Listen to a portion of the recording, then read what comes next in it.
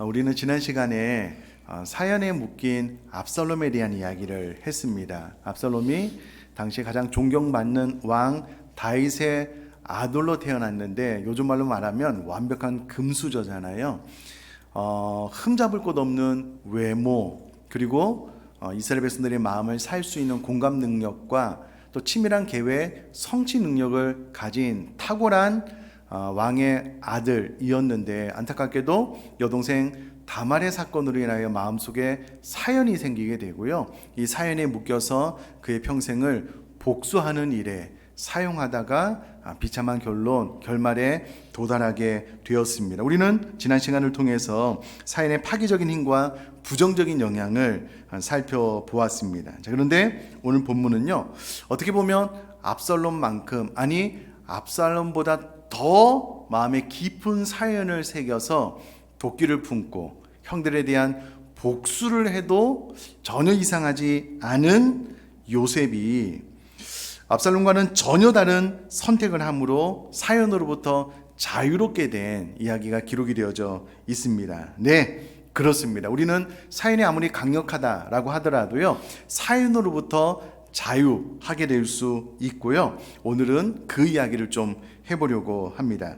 우선 우리가 잘 알고 계시지만 요셉에 대한 스토리를 좀 잠깐만 들려드리면, 요셉은 야곱의 11번째 아들로 태어났습니다. 근데 아버지가 남다르게 야곱을 많이 사랑했고요, 편애를 하게 되었습니다. 그러니까 그 위에 형들이 요셉을 시샘하게 된 거지요. 그런데 요셉이 하나님으로부터 두 가지 놀라운 꿈을 꾸고 그것을 형제들에게 이야기를 하자 형제들이 요셉을 향한 미움, 분노를 폭발시키게 됩니다. 언젠가는 요셉을 죽여야 되겠다라고 생각을 하게 됩니다. 그러다가 요셉의 아버지의 심부름으로 형들에게 갔는데, 진짜 형들은 요셉을 죽이려고 하는 계획을 감행하게 되는데요. 창세기 37장 23절로 25절까지 말씀을 제가 한번 읽어볼게요.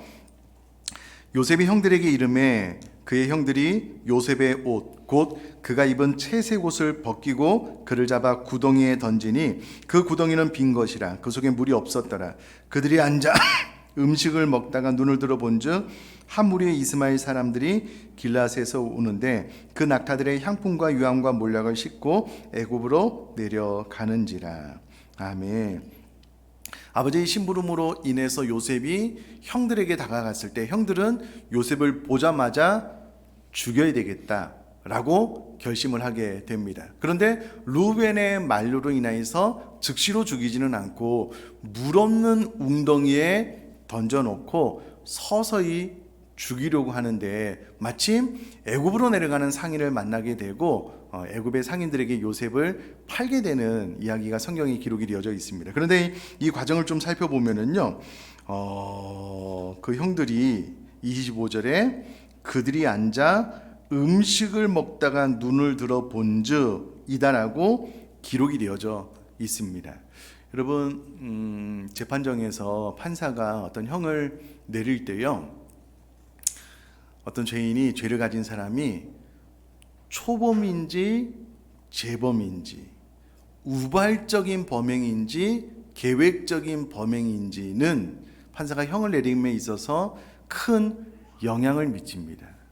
여러분, 이 요셉을 죽이려고 하는 형들이 요셉을 죽이려고 했을 때에 그 마음속에 그들도 불안한 마음이 좀 있지 않았겠습니까? 처음으로 동생을 죽이려고 하는데 막 가슴이 막 콩닥콩닥거리고, 야, 이걸 죽여야 되나 말아야 되나, 어떤 그런 불안들이 있어야 되지 않겠냐고요. 그런데 오늘 본문을 보면은요, 너무나도 차분한 거예요. 여러분, 이 상황을 그려보면 요셉이 물 없는 구덩이에 던져지게 되었을 때에 형들에게 살려달라고 호소하지 않았을까요? 형, 왜 그래? 나 좀 살려줘. 아마 이렇게 호소했을 것 충분히 상식선에서 이해가 되는 부분이잖아요. 근데 형들은 태연하게 음식을 먹고 있는 거예요. 아무렇지도 않은 듯. 그리고 고개를 들어보니까 애굽으로 내려가는 상인들을 발견하게 되고 요셉을 상인들에게 팔아넘기게 됩니다. 이게 초범이긴 한데요, 너무 태연한 거예요. 음식을 먹으면서 요셉을 어떻게 죽일까? 그냥 팔아버릴까? 이런 것들을 전혀 고민 없이 쓱 진행하고 있는 형들의 모습이 성경에 기록이 되어져 있습니다. 그러면 우리가 요셉이라면 물 없는 구덩이에 던져져서 형들에게 살려주세요, 형 제발 좀 살려주세요 라고 하는데 형들이 쓱 한번 보더니 아무렇지도 않은 듯 자기들은 밥을 먹고 있는 거예요. 내가 요셉이었다면 평생 마음의 뇌리에 깊이 새겨질 만한 사건입니다. 결국은 유다의 계획으로 요셉은 애굽의 종으로 팔려가게 됩니다. 그럼 이것을 다른 말로 하면 인신매매 당한 거예요. 형들에 의해서 돈 몇 푼에 팔려서.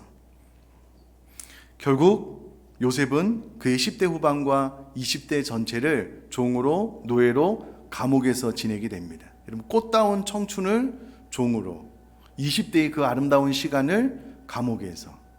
여러분, 이것도 요셉의 마음속에 깊이 남을 상처, 사연이 돼야만 됐을 것입니다. 자, 그러면 요셉도 사연에 사로잡혀서 사연에 묶여야 되는 것 아니냐고요. 압살롬처럼.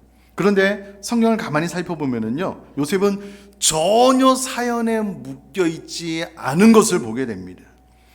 자신의 삶을 비관하고 자신을 파괴하고 타인을 괴롭히는 요셉의 모습을 찾아볼 수가 없습니다. 오히려 성경은 요셉이 가는 곳마다 하나님의 함께 하심으로 요셉이 형통케 되었다라고 이야기를 해주고 있습니다. 그러니까 요셉의 삶은 사연에 묶이지 않고요, 하나님의 동행을 경험했고 그로 말미암아 주변의 사람들이 오히려 복을 받는 인생을 살았다는 것을 알 수가 있습니다. 제가 성경 구절 두 구절을 읽어드릴 텐데요. 창세기 39장 3절, 39장 23절입니다. 그의 주인이 여호와께서 그와 함께 하심을 보며 또 여호와께서 그의 범사에 형통하게 하심을 보았더라. 간수장은 그의 손에 맡긴 것을 무엇이든지 살펴보지 아니하였으니 이는 여호와께서 요셉과 함께 하심이라. 여호와께서 그를 범사에 형통하게 하였더라. 아멘. 여러분, 압살롬은요, 눈에 도끼를 품고 복수를 외치다가 그의 삶의 결과가 좋지 않았습니다. 그런데 요셉은 어떻게 보면 압살롬보다 더 깊은 사연이 생길 수도 있는 사건 가운데 전혀 사연에 묶이지 않고 하나님의 은혜로 말미암아 그의 삶을 통해서 그가 섬겼던 주인들이 또 감옥 재반의 일도 잘 감당을 하게 되므로 오히려 인정받고 축복의 통로로서의 삶을 살아가게 되는 것을 성경을 통해서 보게 됩니다. 창세기 39장 5절 말씀도 제가 읽어보면요, 그가 요셉에게 자기의 집과 그의 모든 소유물을 주관하게 한 때부터 여호와께서 요셉을 위하여 그 애굽 사람의 집에 복을 내리심으로 여호와의 복이 그의 집과 밭에 있는 모든 소유에 미친지라. 오히려 요셉이 가는 곳마다 분노를 표출해낸 것이 아니고요, 하나님의 복을 흘려보내는 축복의 통로로 삶을 살아가고 있다는 것을 알 수가 있습니다. 요셉이 보디발의 아내의 모함으로 감옥에 갇히게 되었는데요, 그곳에 가서도 재반 사무를 잘 처리하니까 요셉은 가는 곳마다 인정받고 칭찬받는 존재가 되었습니다. 그러다가 꿈을 잘 해석하는 하나님께서 주신 은혜로 말미암아, 물론 하나님의 계획과 섭리로 인하여 결국은 애굽의 총리가 됩니다. 그럼 만약에 요셉이 사연에 묶여서 복수만을 외쳤다면 드디어 애굽의 총리가 되어서 막강한 권력을 부여잡게 된 거예요. 마침 그 나라에 흉년이 들게 되므로 그의 형제들도 양식을 구하기 위해서 애굽에 왔다가 요셉이 그의 형들을 발견하게 된 겁니다. 그러면 요셉이 사연에 묶여 있다면 막강한 권력을 가지고 있었기 때문에 단칼에 형제들의 목을 쳐야만 됐을 텐데, 성경을 가만히 읽어보면요, 오히려 요셉은 형들의 목을 안고 울 뿐만 아니라 두려워 떠는 형들을 위로하고 있는 것을 보게 됩니다. 창세기 45장 4절 5절 말씀 읽어보면요, 요셉이 형들에게 이르되 내게로 가까이 오소서. 그들이 가까이 가니 이르되 나는 당신들의 아우 요셉이니 당신들이 애굽의 판자라. 당신들이 나를 이곳에 팔았다고 해서 근심하지 마소서, 한탄하지 마소서. 하나님이 생명을 구원하시려고 나를 당신들보다 먼저 보내셨나이다.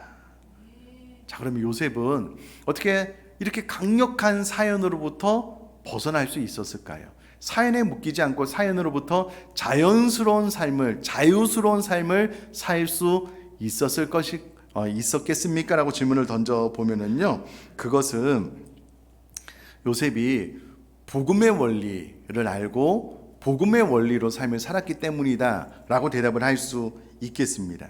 여러분, 요셉은 압살롬처럼 사연을 만들 수밖에 없는 이 상황을 형들에 의해서 팔렸잖아요. 인신매매를 당했잖아요. 또 죽음의 위협도 당했잖아요. 이것을 바라보는 관점을 그의 마음속에 상한 감정, 상처, 사연으로 해석을 하지 않고요, 하나님의 섭리로 해석을 했습니다.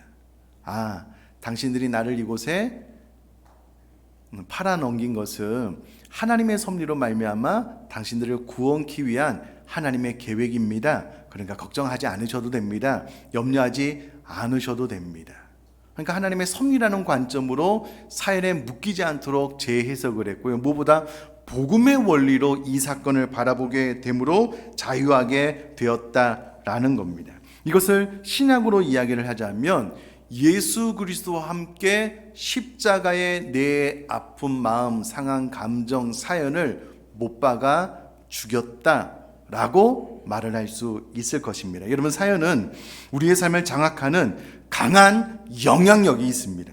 우리가 이 영향력으로부터 자유하기 위해서는요, 반드시 영적으로 그리스도와 함께 이 사연을, 우리 안에 있는 상한 감정을 십자가에 못 박아 죽여야 한다라는 겁니다. 그러면 그제야 비로소 사연이 힘이 빠지게 되고요, 그 생명력을 잃게 되므로 우리들의 삶 가운데 더 이상 영향력을 끼치지 못하게 됩니다. 그러면 비로소 우리는 사연에 묶이지 않고 사연으로부터 자유하게 될 수 있다라는 겁니다. 갈라디아서 2장 20절 말씀을 제가 한번 읽어볼게요. 내가 그리스도와 함께 십자가에 못 박혔나니 그런즉 이제는 내가 사는 것이 아니요 오직 내 안에 그리스도께서 사시는 것이라. 이제 내가 육체 가운데 사는 것은 나를 사랑하사 나를 위하여 자기 자신을 버리신 하나님의 아들을 믿는 믿음 안에서 사는 것이라. 아멘.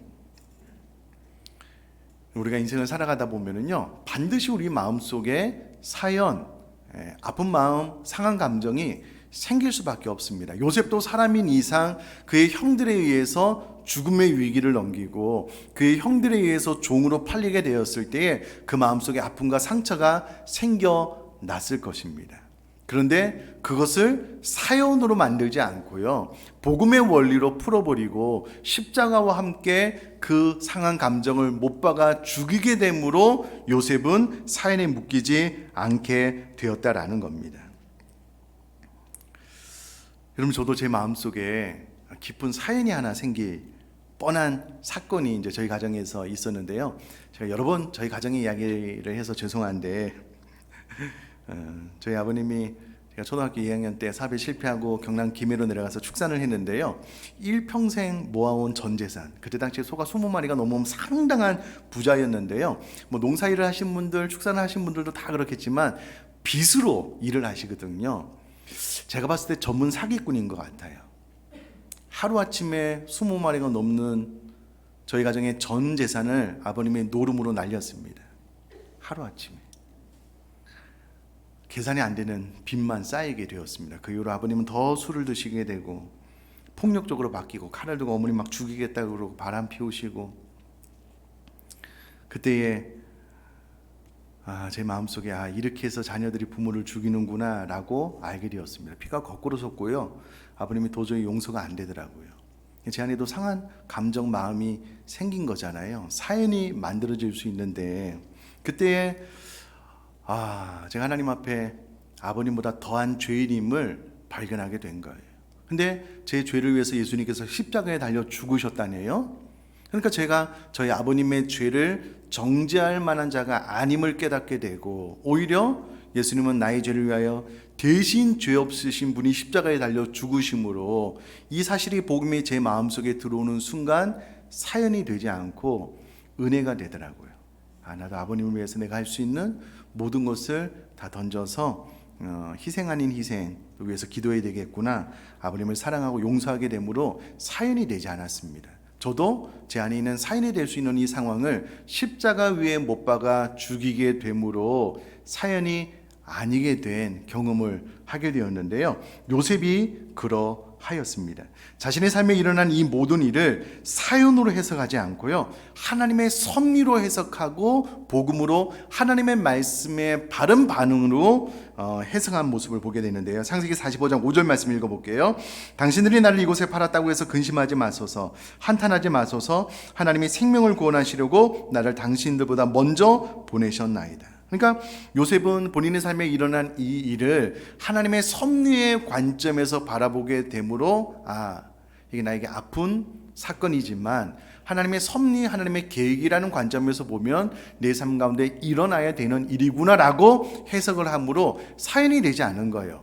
상처와 아픔이 되지 않은 겁니다. 뿐만 아니라 본인도 복수심, 분노가 있었을 것 아니겠습니까? 그런데 그 분노와 복수에 사로잡히지 않게끔 본인의 감정을 복음 앞으로 십자가 위에 못 박아 죽이게 되므로 요셉은 하나님의 섭리 안에서 자신의 상한 감정을 완전히 죽여버린 거예요. 그러니까 사연에 묶이지 않고 자유한 삶을 살게 되었다라는 겁니다. 사랑하는 성도님들, 이와 같은 행복한 이야기가 만들어지도록 하나님은요, 하나밖에 없는 외아들 예수님을 십자가에 못 박아 죽이는 사연을 만드셨습니다.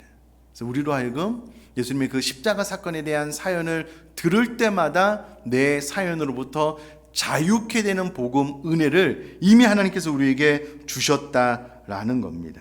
자, 베드로전서 2장 24절 말씀 읽어볼게요. 친히 나무에 달려 그 몸으로 우리 죄를 담당하셨으니 이는 우리로 죄에 대하여 죽고 의에 대하여 살게 하려 하심이라. 그가 채찍에 맞음으로 너희는 나음을 얻었나니. 아멘. 여러분, 죄가 없으신 주님께서 나의 죄 때문에 십자가에 달려 죽으신 거예요. 여러분, 우리는 우리 인생을 살아가는 동안에 또 다른 사람이 나에게 아픔과 상처를 주면 그것을 즉시로 사연으로 만들어서 그 사람을 보복하려고 하는, 원수를 갚으려고 하는 마음을 갖게 되잖아요. 그런데 하나님은 하나밖에 없는 외아들 예수님을 죄가 없으신데 내 사연을, 내 아픔을, 내 죄를 짊어지고 대신 죽으신 거예요. 그럼 이 복음만으로 내 사연을 가지고 가서 그리스도의 십자가와 함께 내 사연을, 상한 감정을 못 박아 죽이게 될 때 비로소 우리는 사연으로부터 자유케 될 것을 믿습니다. 여러분, 누구라도 이 사연을 십자가 위로 가져가서 예수님의 십자가와 함께 못 박아 죽이지 않으면요, 우리가 죽을 때까지, 마지막 호흡이 멈출 때까지 사연은 내 안에서 살아 역사해요. 끊임없이 쓴뿌리를 만들어내고요, 또 다른 사연을 만들어내는 악한 통로로 우리가 사용될 수밖에 없는데, 그래서 저희 여러분들의 이 상한 마음을, 사연을 예수님의 십자가에 반드시 못 박아 죽일 수 있게 되기를 주님의 이름으로 축복합니다. 그래야지만 사연의 강력한 힘으로부터 우리가 자유할 수 있게 돼요. 그러면 하나님의 말씀에 반응할 수 있게 됩니다. 여러분, 레위기 19장 18절은 이렇게 기록이 되어져 있는데요, 원수를 갚지 말며 동포를 원망하지 말며 내 이웃 사랑하기를 내 자신과 같이 사랑하라. 나는 여호와이니라. 아멘. 여러분, 요셉이 이 말씀을 알았다면 원수를 갚지 말라. 네, 형들이 자신에게 행한 것을 그대로 갚지 않겠습니다. 동포를 원망하지 말라. 네, 형들이 나에게 행한 것으로 내가 원망하지 않겠습니다. 내 이웃 사랑하기를 내 자신과 같이 하라. 네, 형들이 나에게 행한 대로 갚지 않고 주님이 나를 사랑한 것 같이, 내가 나를 사랑한 것 같이 내가 내 형들을 사랑하겠습니다. 여러분, 요셉은 복음으로 반응하게 되었다라는 거예요. 그러니까 사연에 묶일 이유가 없는 겁니다. 사연으로부터 자유하게 되었다라는 겁니다. 사랑하는 성도님들, 제가 정말 주님의 이름으로 부탁드리고 싶은 것은요, 저를 포함해서 우리 모두가 다 한두 가지쯤은 사연, 마음의 아픔과 상처가 우리 안에 있습니다. 근데 그것을 우리 모두가 다 십자가로 갖고 와서 십자가와 함께 못 박아 죽이지 않으면요, 사연은 영원히 살아서 나를 괴롭히게 될 것입니다. 그럼 또 다른 사연을 만들어내는 악의 통로가 될 수밖에 없거든요. 그러므로 이 말씀 앞에 저와 여러분들이 내 안에 있는 아픔과 상처를 반드시 십자가 위에 예수님과 함께 못 박을 수 있기를 주님의 이름으로 부탁드립니다.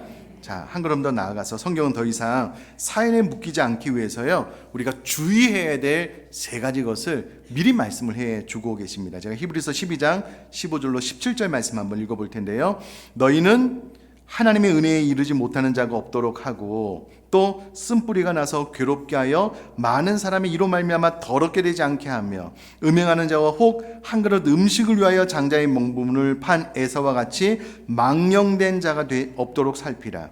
너희가 아는 바와 같이 그가 그 후에 축복을 이어받으려고 눈물을 흘리며 구하되 버림바가 되어 회개할 기회를 얻지 못하였느니라. 아멘. 자, 우리가 이후로 사연에 묶이지 않기 위해서 세 가지 주의해야 될 것을 이 성경이 정확하게 이야기를 해주고 있는데요. 그 첫째는 하나님의 은혜에 이르지 못하는 자가 있는지 주의하라는 거예요.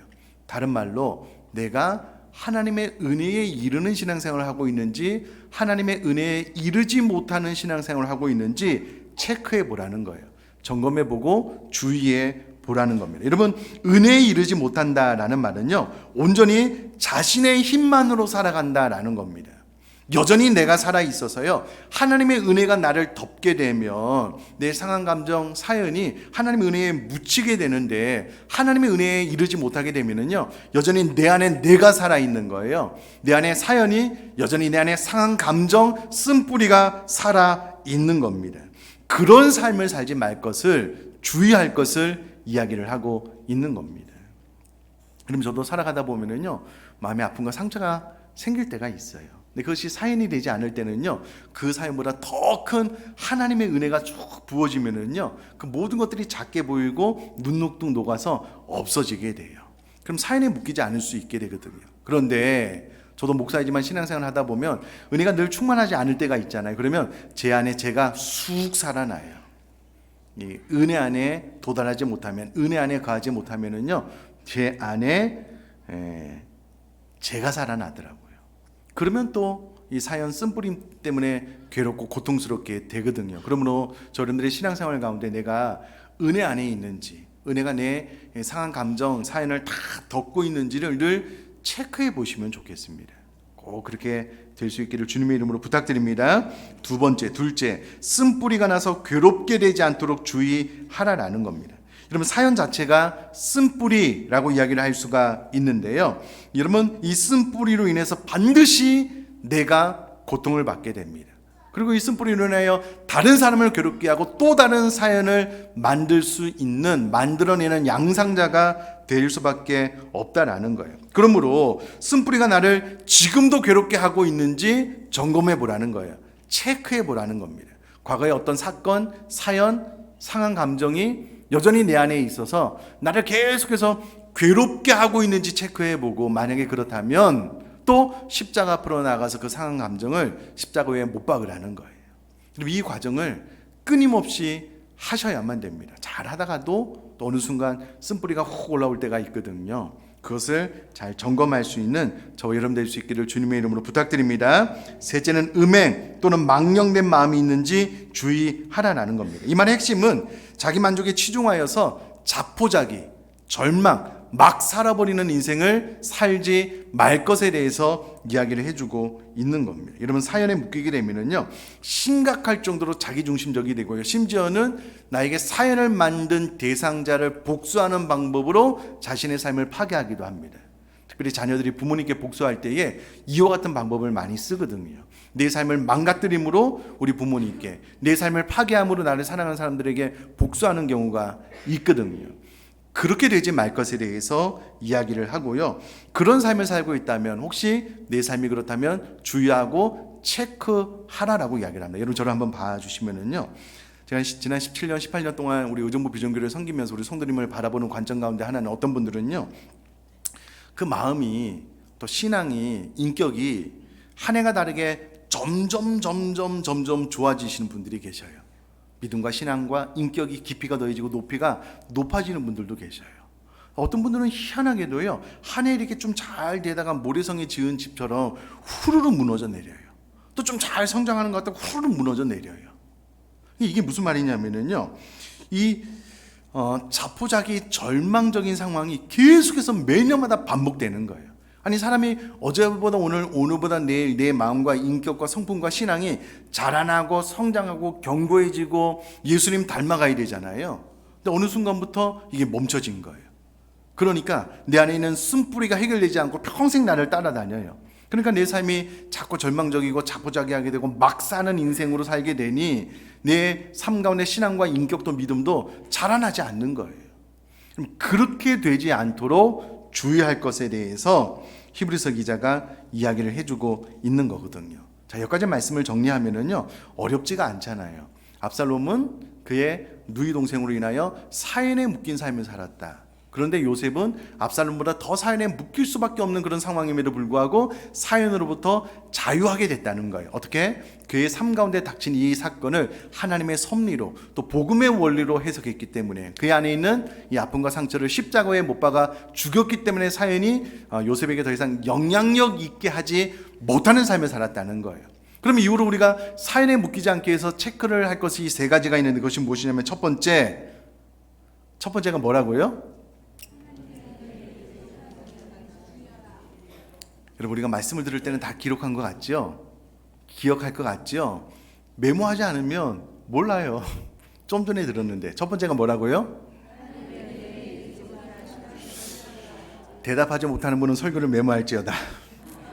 메모 좀 하시면 좋습니다. 나에게 좀 도움이 됩니다. 하나님의 은혜에 이르지 못하는 자가 있는지 주의하라. 내가 하나님의 은혜 안에 있는지, 내가 은혜를 벗어나서 늘 내 안에 이 사연이 역사하는지 좀 점검하고 하나님의 은혜로 나아가라. 두 번째, 쓴뿌리가 나서 괴롭게 되지 않도록 주의하라. 끊임없이 내 안에 쓴뿌리가 생겨날 때 이것을 끊어내고 잘라내고 십자가에 못 박아야 되는데 그렇지 않고 쓴뿌리가 계속해서 나를 괴롭히고 있는지 체크하라는 거예요.